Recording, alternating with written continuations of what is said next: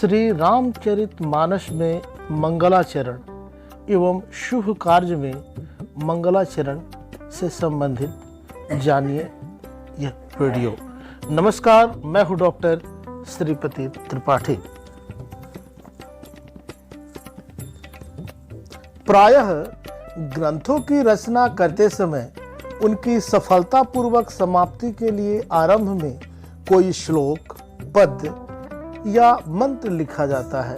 इसी तरह किसी शुभ कार्य को शुरू करते समय मंगल कामना के लिए जो श्लोक, पद्य या मंत्र कहा जाता है उसे मंगलाचरण कहते हैं।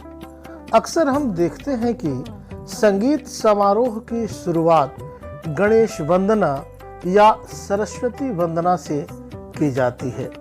मनुष्य जब कभी सत्कर्म करता है तो मानव का संचित पाप विघ्न डालने आ पहुँचता है। इस पाप के विनाश के लिए मंगलाचरण आवश्यक है। जब कोई मनुष्य बहुत अधिक भक्ति करता है तब देवगणों को ईर्ष्या होती है और वे विघ्न उपस्थित कर देते हैं।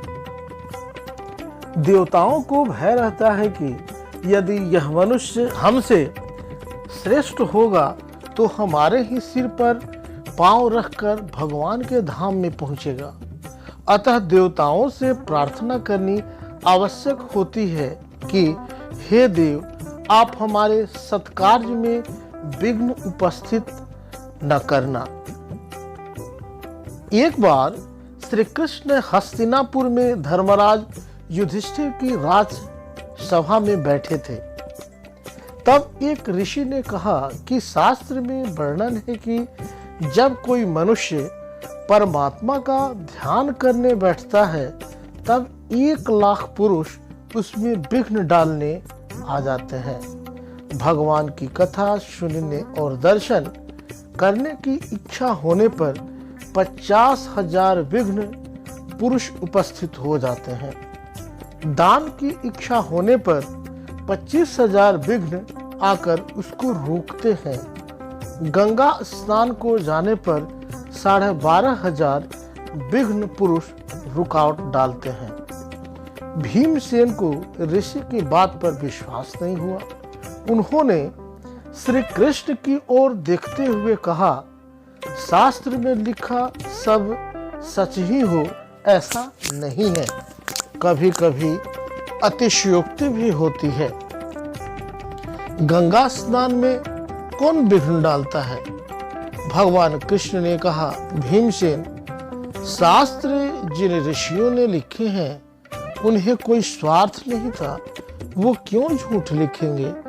वृक्षों के नीचे रहने वाले और कंदमूल पर जीवन निर्वाह करने वाले ऋषि गणों ने ईश्वर की प्रेरणा से ही शास्त्र लिखे हैं। विघ्न करने वाला दिखाई नहीं देता पर विघ्न आते ही रहते हैं। भीमसेन ने कहा, अच्छा, मैं देखता हूँ गंगा स्नान में कौन विघ्न डालता है। जो भी विघ्न डालेगा मैं उसे मार डालूंगा। यह कहकर भीमसेन हाथ में गदा लेकर गंगा जी के तट पर जा पहुंचे। वे वहां 12 घंटे तक खड़े देखते रहे कि कहीं कोई विघ्न पुरुष तो आ नहीं रहा है। भीमसेन के सामने लोग गंगा जी में स्नान करके जाते रहे। 12 घंटे बाद भीमसेन ने वापिस आकर भगवान श्री कृष्ण से कहा, शास्त्र की यह बात झूठी है। मैंने स्वयं अपनी आंखों से देखा है कि गंगा स्नान में कोई विघ्न नहीं डालता है। भगवान श्री कृष्ण ने कहा, शास्त्र झूठा है ऐसा नहीं कहना चाहिए। तुम वहां 12 घंटे खड़े रहो। तुमने गंगा जी में स्नान किया कि नहीं? भीमसेन ने कहा, मैं तो वहां गदा लेकर विघ्न पुरुष का इंतजार कर रहा था। भगवान श्री कृष्ण ने पूछा, तुमने गंगा जी को प्रणाम किया? भीमसेन ने उत्तर दिया, नहीं, मैंने गंगा जी को प्रणाम नहीं किया। भगवान कृष्ण ने कहा, तब तो शास्त्र की बात बिल्कुल सच्ची है। तुम्हारे जैसे वीर को भी किसी ने पकड़ कर रखा था, तभी तो गंगा तट पर 12 घंटे खड़े रहकर भी तुमने न तो गंगा जी को प्रणाम किया और न ही स्नान किया। सत्कर्म में विघ्न आते ही हैं, इसीलिए सत्कर्म के आरंभ में मंगलाचरण करना चाहिए। परमात्मा का सब कुछ मंगलमय है, इसीलिए मंगलाचरण में परमात्मा के ध्यान करने की आज्ञा दी गई है। श्रीमद् भागवत में 3 बार मंगलाचरण आते हैं। प्रथम स्कंद के आरंभ में व्यास जी का, भागवत के मध्य में सुखदेव जी का और समाप्ति में सूत जी का मंगलाचरण है। श्रीमद् भागवत के मंगलाचरण में व्यास जी कहते हैं, सत्यम परम धीमहि, अर्थात परमात्मा जो सबसे श्रेष्ठ है, प्रकाशमय है, सत्य है, उनका ध्यान हम कर रहे हैं।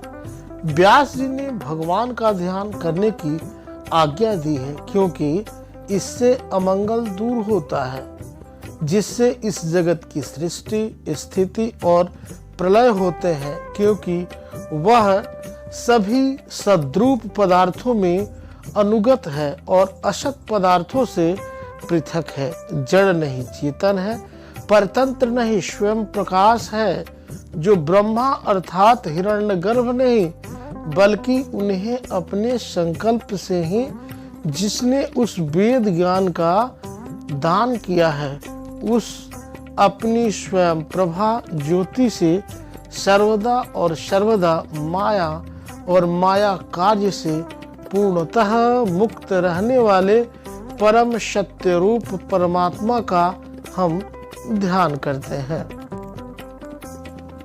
महाभारत में भगवान व्यास ने मंगलाचरण इस प्रकार किया है, नारायण नमस्कृत्य नरं चैव नरोत्तमं देवीं सरस्वतीं व्यासं ततो जय मुदीरयेत्।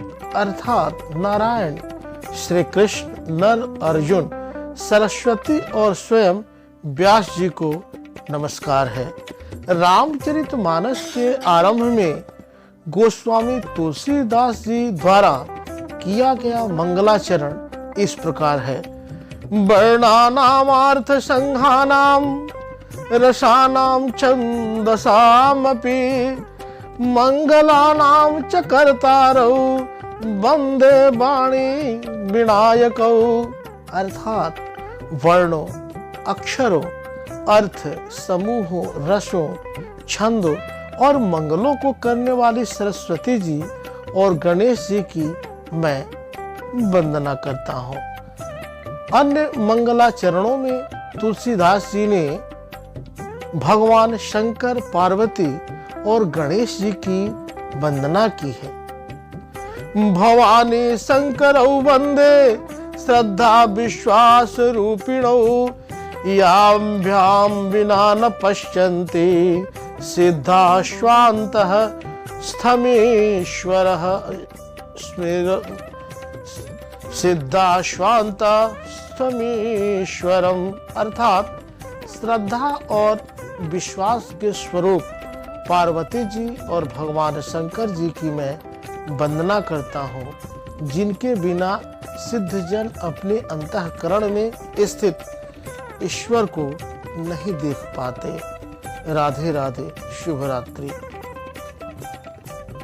अन्य मंगलाचरणों में तुलसीदास जी ने भगवान शंकर, पार्वती और गणेश जी की वंदना की है। भवानी शंकरौ वंदे श्रद्धा विश्वास रूपिणौ याभ्याम विना न पश्यन्ति सिद्धाः स्वान्तः स्थमेश्वरम्। अर्थात श्रद्धा और विश्वास के स्वरूप पार्वती जी और भगवान शंकर जी की मैं वंदना करता हूँ, जिनके बिना सिद्ध जन अपने अंतःकरण में स्थित ईश्वर को नहीं देख पाते। जय श्री राधे। अभी तक आपने इस चैनल को सब्सक्राइब नहीं किया है तो सब्सक्राइब करें, शेयर करें और ज़्यादा से ज़्यादा कमेंट्स करें। तब तक के लिए दीजिए इजाज़त। नमस्कार, जय हिंद, वंदे मातरम।